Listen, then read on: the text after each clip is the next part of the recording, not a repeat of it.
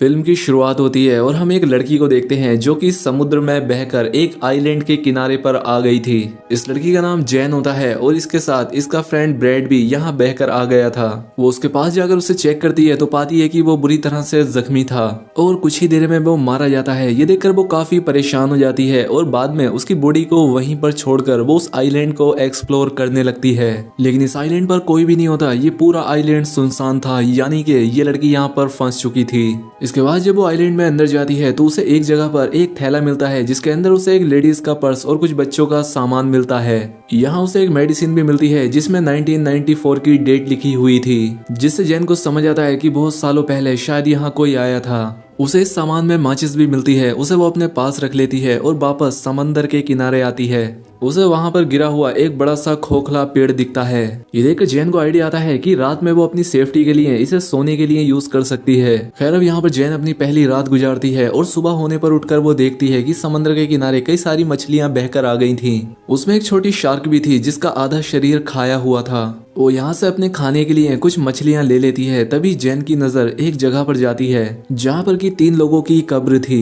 ये देखकर जैन अपने दोस्त के लिए भी एक ग्रेप खोदती है क्योंकि उसके दोस्त की बॉडी सड़ने लगी थी। खैर अब अगले दिन जैन जब आइलैंड का चक्कर लगा रही होती है तो वो देखती है कि किसी ने उसके दोस्त की बॉडी को निकालकर आधा खा लिया है। ये देखकर जैन काफी घबरा जाती है। उसे कुछ समझ नहीं आता कि आखिर ये किसने किया होगा। उसे लगता है कि जरूर ये काम किसी जानवर का है जो कि इस आइलैंड पर रहता होगा, इसीलिए वो एक लकड़ी को नोकीला करती है और अपने लिए एक हथियार बनाती है। इसके बाद वो आइलैंड के बाहर बैठकर उस जानवर का इंतजार करने लगती है। खैर अब रात हो जाती है और अब जैन को नींद आने लगती है, लेकिन वो जानवर अभी तक यहाँ नहीं आया था।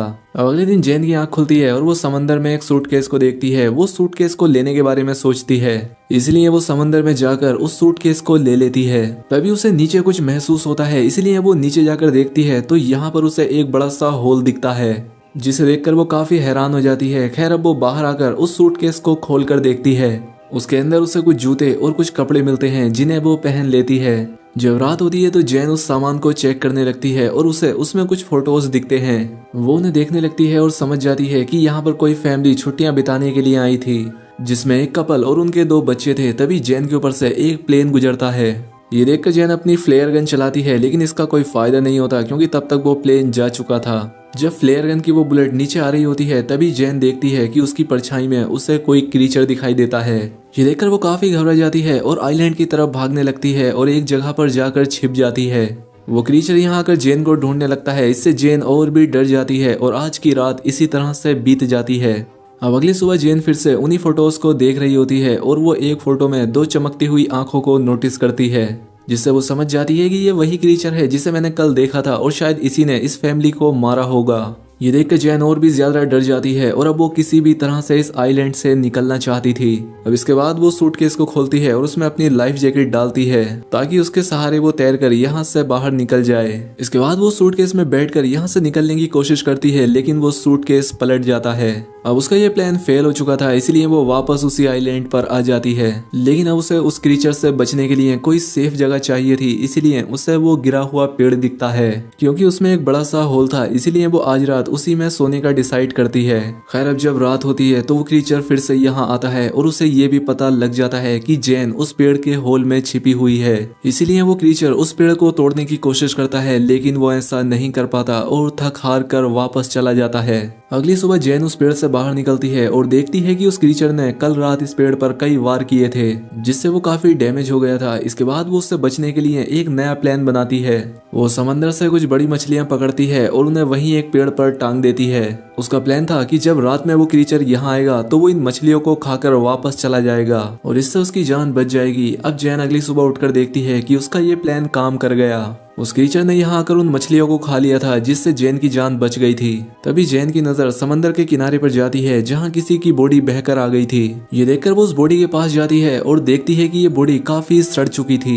ये देखकर उसके मन में एक आइडिया आता है और वो इस बॉडी को भी वहीं पेड़ पर लटका देती है ताकि वो क्रीचर उस बॉडी को ही आकर खाए और चला जाए। अब उसके लिए यहाँ सर्वाइव करना काफी मुश्किल हो गया था। आज रात के लिए उसने यहाँ पर एक गड्ढा बनाया था जिसमें जाकर वो छिप जाती है और उस क्रीचर के आने का इंतजार करती है। जब जब रात होती है तो वो क्रीचर यहाँ आता है और जैन पहली बार उस क्रीचर को देखती है। वो उस क्रीचर को देखकर काफी डर जाती है क्योंकि वो काफी खौफनाक था। अब वो यहाँ आकर उस बॉडी को खा जाता है। तभी जैन को अपने पास से कुछ आवाजें आती हैं और जैसे ही वो देखती है तो उसे वहाँ उस क्रीचर के पैर दिखाई देते हैं। ये देखकर वो और भी ज्यादा घबरा जाती है, लेकिन किसी तरह से खुद को कंट्रोल करती है।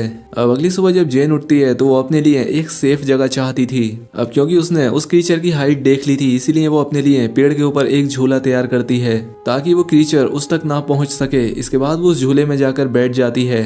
खैर अब जब रात होती है तो वो क्रीचर फिर से यहाँ आता है और उसे यहाँ जैन के होने का एहसास हो जाता है। इसलिए वो उस झूले वाले पेड़ को जोर जोर से हिलाने लगता है, जिससे वो झूला टूट जाता है और जैन नीचे गिर जाती है। अब वो क्रीचर जैन का पीछा करने लगता है और जैन अपनी जान बचाकर भागने लगती है। तभी जैन देखती है कि वो क्रीचर जमीन से ज्यादा तेज पानी में दौड़ रहा है और वो पल भर में उसके सामने आकर खड़ा हो जाता है। लेकिन जैन अपने उस लकड़ी के औजार को उस क्रीचर के पेट में घुसा देती है। वो क्रीचर जैन को उठाकर पानी में फेंक देता है और जैन खुद को किसी तरह से संभालती है।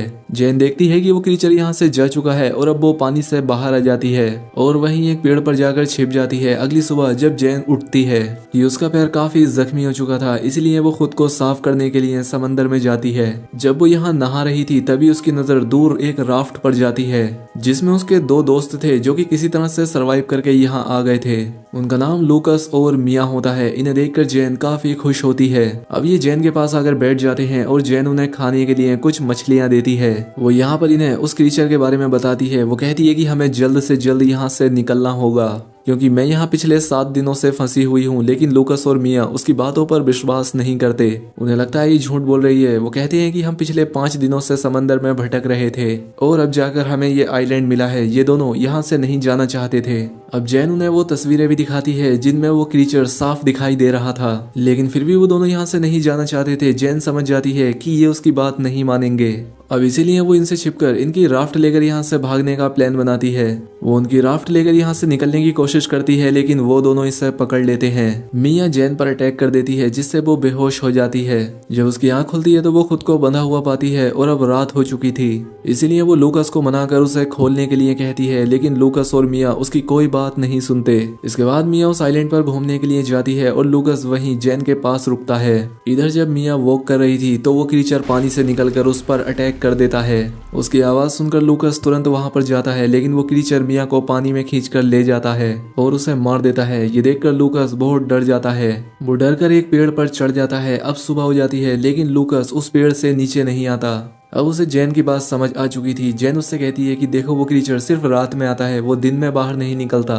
ये बात सुनकर लूकस पेड़ से नीचे आता है। अब जैन लूकस से कहती है कि हमें जल्द से जल्द इस आइलैंड से निकलना होगा। अब लूकस उसकी बात मानने के लिए तैयार था। अब ये लोग कुछ मछलियां और कुछ नारियल अपने साथ ले लेते हैं। वो अपने सभी सर्वाइव करने के सामान को रख लेते हैं। यहाँ पर लूकस काफी डरा हुआ था। जैन उसे समझाती है कि वो क्रीचर सिर्फ रात में अटैक करता है और जब तक रात होगी हम इस आइलैंड से काफी दूर जा चुके होंगे। इसके बाद जैन जाकर उस क्राफ्ट में बैठ जाती है जहाँ पर उसे कुछ खून बिखरा हुआ दिखाई देता है, जहाँ पर वो समझ जाती है कि इन पिछले 5 दिनों में इन दोनों ने सरवाइव करने के लिए जरूर किसी अपने इंसानी साथी को मारकर खाया होगा। खैर अभी लोग जैसे ही अपनी क्राफ्ट से यहाँ से निकलने लगते हैं, लूकस को पानी में वही क्रीचर दिखाई देता है। ये देखकर ये दोनों काफी घबरा जाते हैं और उस क्राफ्ट को चारों तरफ से ढक लेते हैं, लेकिन तभी वो क्रीचर उनकी क्राफ्ट में घुसकर उन पर अटैक कर देता है। ये देखकर लूकस उस फ्लेयर गन से उस पर अटैक करता है, लेकिन वो क्रीचर जैन को पकड़कर अपने साथ ले जाता है। जैन के पास एक नाइफ था जिसे निकालकर वो उस क्रीचर पर कई बार अटैक करती है,